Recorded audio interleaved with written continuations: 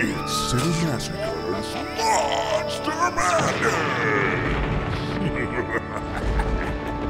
Time for all you trolls to come out, because we're talking about a certain trilogy, or trology. The first troll is about the Potter family who are moving into a new apartment. You know, in movies, when people move into a new place, they act as if they're seeing it for the first time. Shouldn't they have checked the place out beforehand? Shouldn't they have read that listing a little more closely? You know, 2 bedrooms, 1 bathroom, gas heat, central air, washer, dryer, 1 evil troll, basement door opens to a 13-acre forest. Yes, that would be a full outdoor forest inside the house.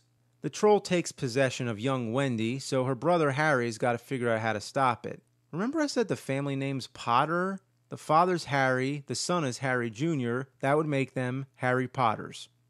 That's interesting.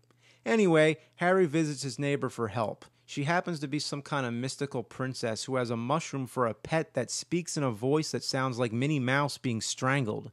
Whenever someone comes by, she puts a lampshade over it. Classic. Meanwhile, the troll's turning people's faces to green poop and sprouting marijuana plants all over. Julia Louis-Dreyfus appears practically naked, wrapped in pot leaves. So that's another Seinfeld star in a shitty movie. Then there's the troll song. It's such a bizarre scene, and it goes on and on.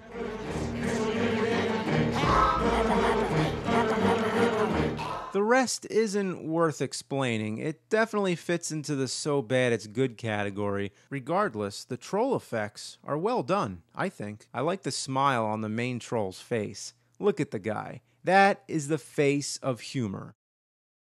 That's the first troll movie, and if you think about it, it's the first Harry Potter movie too. I mean, yeah, of course it has nothing to do with it, but it has a similar theme with magic and sorcery. Troll 2 is A Horse of Another Color. It's about a different family who are on vacation. Rather than picking a fun vacation spot, they pick some shitty place called Nilbog. Yeah, guess what? Nilbog is goblin spelled backwards. It's an old horror movie gag, taking words and spelling them in reverse, like Alucard and Dracula in Son of Dracula, and Red Rum and Murder in The Shining. It just so happens the whole town is inhabited by trolls in disguise as humans. Or wait, excuse me, they're not called trolls this time, they're goblins. Big difference. Yeah, I guess spelling goblin backwards worked out better. Maybe they didn't want to call the town Lort.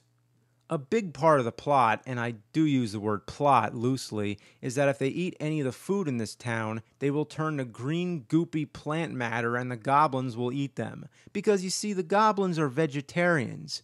But there has to be something said about plant matter that's been converted from meat. Any vegan opinions on that? There's really no other way to describe this than to just talk about individual scenes. There's the dinner table pissing scene, and the awkward corn-on-the-cob seduction scene, just to name a few. My favorite is the movie within the movie. What the hell was that? Of all the things they could have put on the TV, it's a monkey rocketing in the air? Apparently it's from a 1983 Italian film called Grunt. Gotta see more of that. There's not one actor who doesn't overact. The goblin face masks are lousy, the storyline makes no sense, and all across the board, it's a mess. But that's the appeal, and it's become one of the most popular bad movies of all time.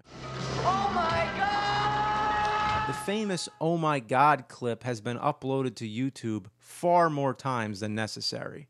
Conan O'Brien promoted Troll 2 on The Tonight Show, and a whole documentary was made about it called Best Worst Movie.